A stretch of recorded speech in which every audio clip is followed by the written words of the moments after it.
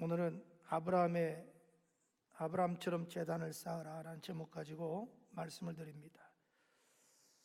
그 믿음의 조상 아브라함이 어떻게 제단을 쌓았냐는 거지요. 첫째로 감사의 제단을 쌓았다. 7절 봅시다. 여호와께서 아브라함에게 나타나 이르시되 내가 이 땅을 내 자손에게 주리라 하신지라. 자기에게 나타나신 여호와께 그가 그곳에서 제단을 쌓고 그랬습니다. 그러니까 아브라함이 이제 사라하고 조카 롯을 데리고 이제 하란을 떠나서 가나안 땅에 왔단 말이에요. 그러니까 하나님 뭐라고 하냐면 맨 먼저 이 땅을 내게 주겠다. 그 말씀을 하자 그 은혜가 너무 고마운 거예요. 그 은혜가 고마운 거예요. 그래서 거기에서 바로 제단을 쌓았어요. 여러분, 우리는 하나님의 사랑과 은혜에 감사함으로 출발해야 될 줄 믿습니다. 우리가 살 때 이 감사가 참 몸에 배야 돼. 미국 사람들 보면 그냥 뭐 좀 조금만 이렇게 알려줘도 땡큐, 조금만 엘리베이터 눌러줘도 땡큐, 조금만 기다려줘도 땡큐 그러잖아요. 그게 참 우리에게 한국 사람은 그러면서 좀 인색해요. 우리가 이렇게 생각할 수도 있잖아요. 아니, 아브라함이 언제 가나안 땅 오고 싶었어요? 안 오고 싶었어요. 하나님이 오라고 해서 왔어요. 그럼 당연히 주는 거지요. 그럼 감사 안 할 수도 있어요. 봐요, 내가 열심히 일을 했어, 직장에서. 그리고 한 달 봉급 받았어. 일했으니까 봉급 줬으니까 당연한 거 아니에요? 감사 안 해도 돼요. 그러나 그건 인격의 문제예요. 그런 사람 보고 탤런트 우리가 윤무신이처럼 싸가지 없는 사람이요. 그러나 내가 똑같이 열심히 일을 했어. 그런데 싹은 물론 받아서 당연히 그때 감사합니다. 그러면 상대방도 감사하지만 나도 기쁜 거예요. 아멘. 그런 우리가 신앙이 돼야 돼요. 아브라함의 특징은 감사의 제단을 쌓았어요. 우리가 인생 살다 보면 감사한 일이 많잖아요. 은혜 받을 때가 있잖아요. 축복 받을 때가 있잖아요. 응답 받을 때가 있잖아요. 여러분, 좋은 일 생길 때 있잖아요. 그때 감사 제단 쌓기를 축복합니다. 둘째로 아브라함의 어떻게 제단을 쌓았을까요? 아브라함의 제단의 특징은 이사할 때마다 제단을 쌓았다. 이게 아브라함의 신앙의 특징이 이사할 때마다 제단을 쌓았어요. 자, 그 다음에 8절 봅시다. 거기서 베델 동쪽 산으로 옮겨 장막을 치니 서쪽은 베델이요 동쪽은 아이라.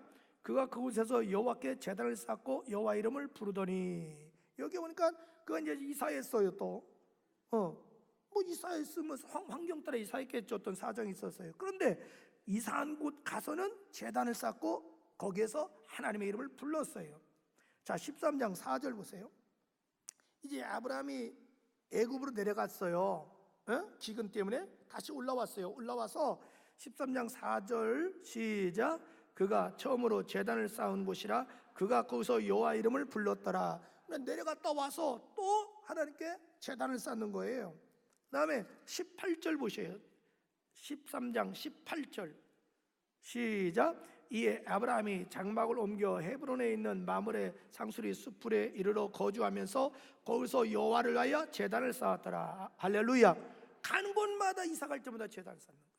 이게 아브라함의 특징이에요. 가는 곳마다 제단을 쌓아요. 그런데 아브라함이 가는 곳마다 제단을 쌓는데 꼭 특징이 뭐라고 하냐면 여호와 이름을 불렀더라. 그러니까 이 제단을 쌓을 때 여호와 이름을 불렀다는 얘기는 뭐냐면 나는 하나님을 신뢰합니다. 나는 하나님을 사랑합니다. 신앙 고백이에요. 또 하나님께 감사하는 거예요. 하나님을 찬양하는 거예요. 우리가 예배 드릴 때 감사가 있고 찬양이 있잖아요. 그 찬양은 하나님을 향한 내 신앙 고백이에요. 하나님에 대한 내 신앙 고백이면서 하나님을 사랑한다는 고백이고 하나님의 이름을 나타내는 거예요. 그래서 여러분 예배 속에는 모든 게 포함되는 거예요. 우리 찬양 하나, 기도 하나, 말씀 하나, 연보 하나에 단순한 게 아니에요. 거기에 내 신앙이 포함되어 있고 거기에 내 감사가 표현되어 있고 사랑이 표현되어 있고 하나님의 영광이 내포되어 있다 이 말이죠. 그래서 아브라함의 특징이 이사 가는 곳마다 제단을 쌓고 여호와 이름을 불렀더라. 할렐루야. 셋째로 아브라함의 제단의 특징이 뭘까요? 순종의 제단을 쌓았다. 순종의 제단을 쌓았어요. 자, 창세기 22장 봅시다. 창세기 22장에 보면 아브라함의 신앙의 하이라이트인데요. 22장 1, 2절에 보면 그 일 후에 하나님이 아브라함을 시험하시라고 그를 부르시되 아브라함 하시니 그가 이르되 내가 여기 있나이다. 여호와께서 이르시되 내 아들 내 사랑하는 독자 이삭을 데리고 모리아 땅으로 가서 내가 내게 일러준 한 산 거기서 그를 번제로 드리라. 할렐루야. 하나님께 사랑하는 아들 독자 외아들 잡아서 죽이라는 거예요. 엄청난 시험입니다. 지금 지나고 나니까 우리가 시험이란 단어를 쓰지 아브라함 입장에서는 시험이란 단어를 쓸 수 없죠. 자기 귀를 처음에 의심하지 않았겠어요? 정말 자기 인생을 돌이켜보고 신앙을 돌이켜보지 않았겠어요? 이렇게 무자비한 하나님이었나? 세상에 어째 사람도 이 짓을 못하는데 하물며 신이라는 양반이 백세에 낳은 아들을 칼로 잡아 죽여라? 야, 이거 정말 이럴 수가 있나? 그러지 않았겠어요? 정말 이건 무지막지한 시험이죠, 어떻게 보면. 여러분, 오늘날 교회만 건축해도 우수수수 교인들이 떨어지는 시대인데 만약에 제가 여러분들 집을 다 팔아서 내놓으세요 하면 여기 얼마 있겠어요? 근데 집 파는 문제가 아니잖아요. 하나밖에 아들 잡아 죽이라는 문제는 이건 보통 심각한 문제가 아니잖아요. 그런데 중요한 게 뭐냐면 그 엄청난 정말 상상할 수 없는 시험이에요 지금. 그런데 아브라함이 순종했다.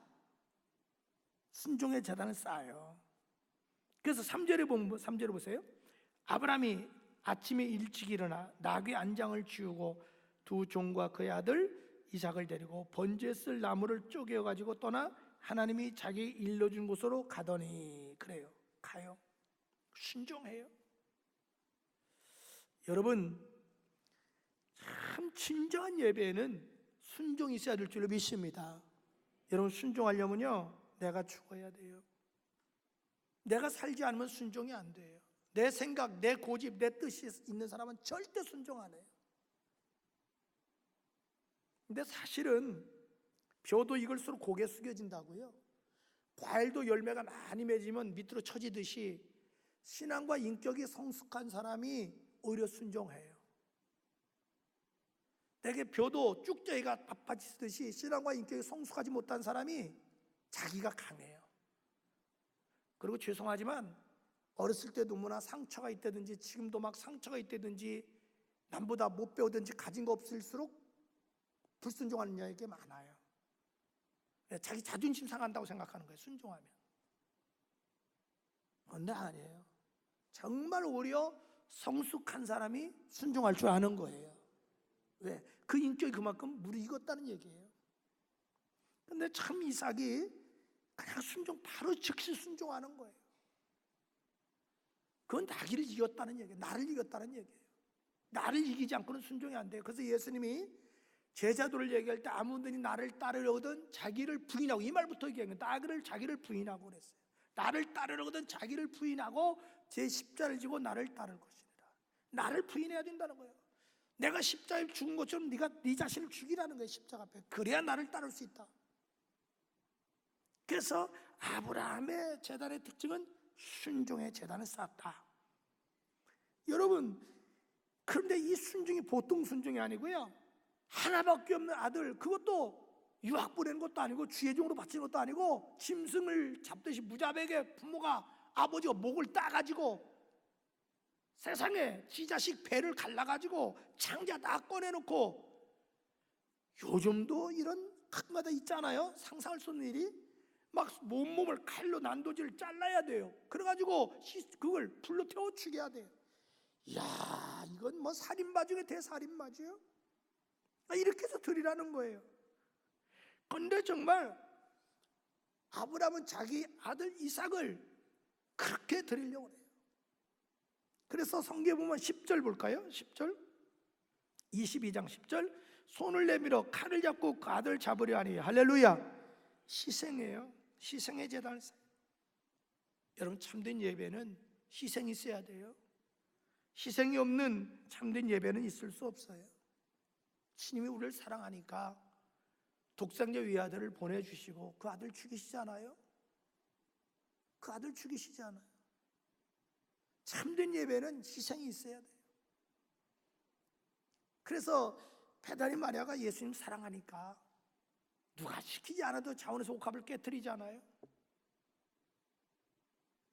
여러분, 하나님이 우리를 얼마나 사랑했냐면 하나밖에 없는 외아들, 그것도 이 땅에 왕으로 보낸 게 아니라 가장 천한 짐승의 구유를 보내시고 멸시천대받게 만드시고 하나님밖에 없는 하나님의 아들을 최후의 십자가에서 죄인 중에 괴수로 만들어가지고 온 인류의 죄악을 다 덤탱이 씌워가지고 완전 죄인 중에 죄인을 만들어서 십자가에서 모질하게 6시간 고통을 당하게 만드시고 모든 피친액을 다 쏟게 만들으셨잖아요. 저는 바람이 있다면 성령이 여러분 좀 역사해 주셔서 이 예수님의 나를 사랑한 십자가의 사랑을 체험하게 해주기를 축복합니다. 이 예수님의 십자가 사랑 체험하면요, 그때부터 진짜 예수님 사람이 돼요. 에? 그 십자가 사랑 체험하면요, 종교인으로 갈 수가 없어요. 에? 이건 생각해 보세요. 의사가 나 하나 불치병이라는 암덩어리 하나 고쳐주면 평생 그 의사한테 고마우고 수천만 원 내고서도 고맙다고 하잖아요. 그런데 나는 지옥불에 가야 되는데, 영원히 멸망해야 되는데, 예수님이 내 대신 저주 담당하시고 죄악 담당하시고 고통 담당하시고 지옥을 담당하셔서 죽으셔서 나를 마귀로부터 지옥으로부터 영원한 죄에서 해방시켜줘서 하나님 자녀 삼아줬잖아요. 이 사랑과 은혜는 증량할 수 없잖아요. 얼마나 감사해요. 아브라함은 그 사랑을 체험하지 못했어요. 아브라함은 그 사랑을 체험하지 못했어요. 그런데도 그 아들 잡아 죽이는 거예요. 근데 우리는 그 사랑 체험했잖아요. 아브라함은 한 번도 하나님을 아버지라 부르본 일이 없어요. 근데 우리는 하나님을 아버지라 부르잖아요. 세상에 모세도 한 번도 하나님을 아버지라 부르본 일이 없어요.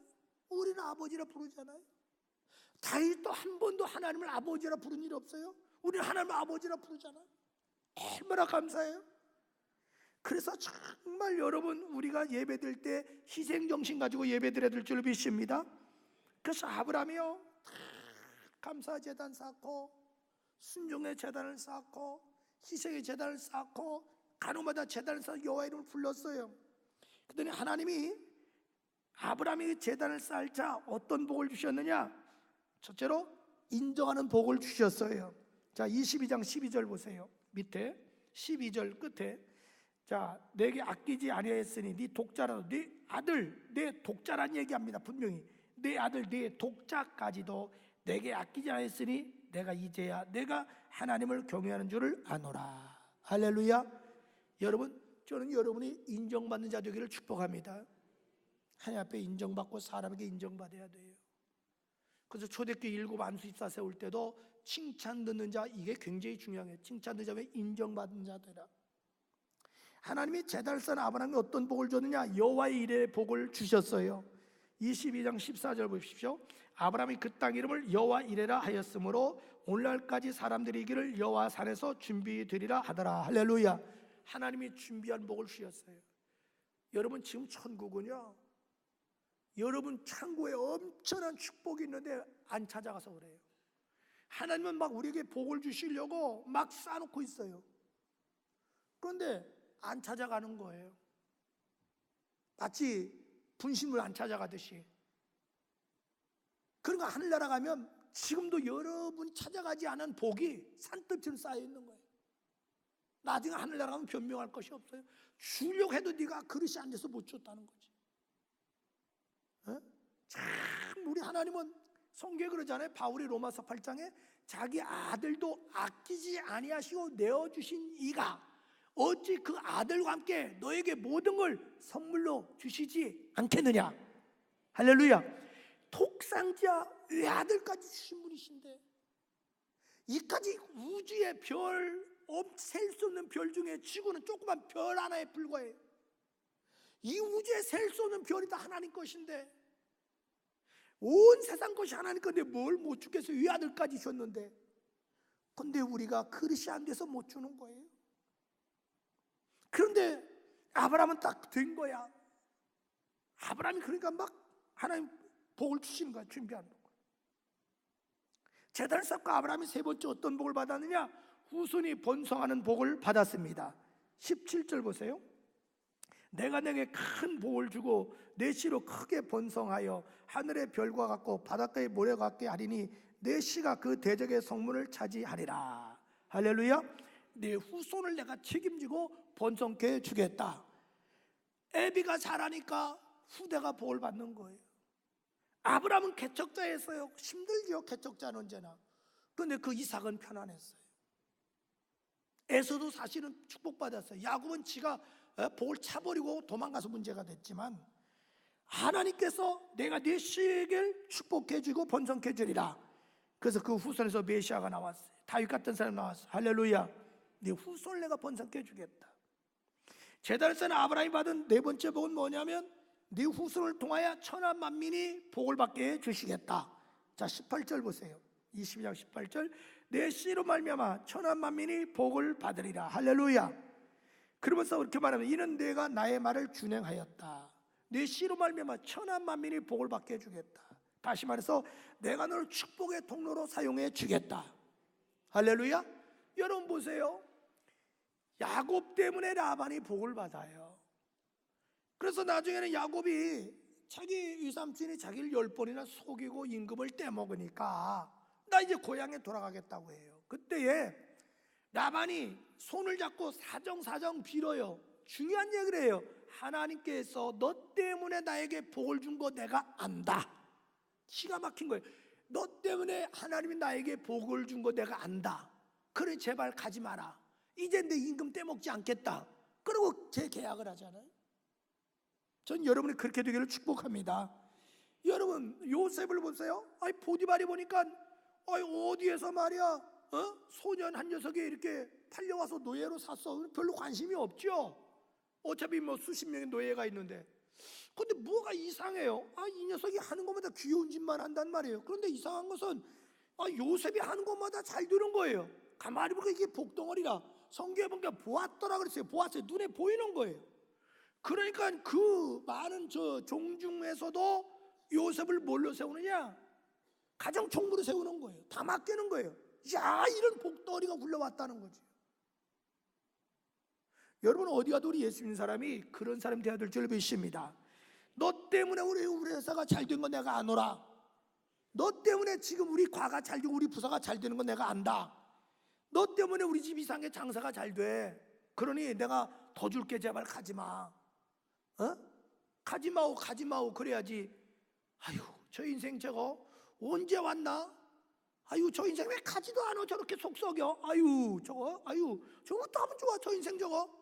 여러분 이렇게 되면 대청댐 가야 된다고. 대청댐. 정말 여러분들이 하나님께 복을 받아서 올 한 해 동안 주변 사람이 당신 때문에 우리 집안이 잘 되고, 당신 때문에 우리 회사가 잘 되고, 당신 때문에 우리 지금 돈이 들어와 장사가 잘 돼. 이런 축복의 통로가 되기를 주님으로 축복합니다.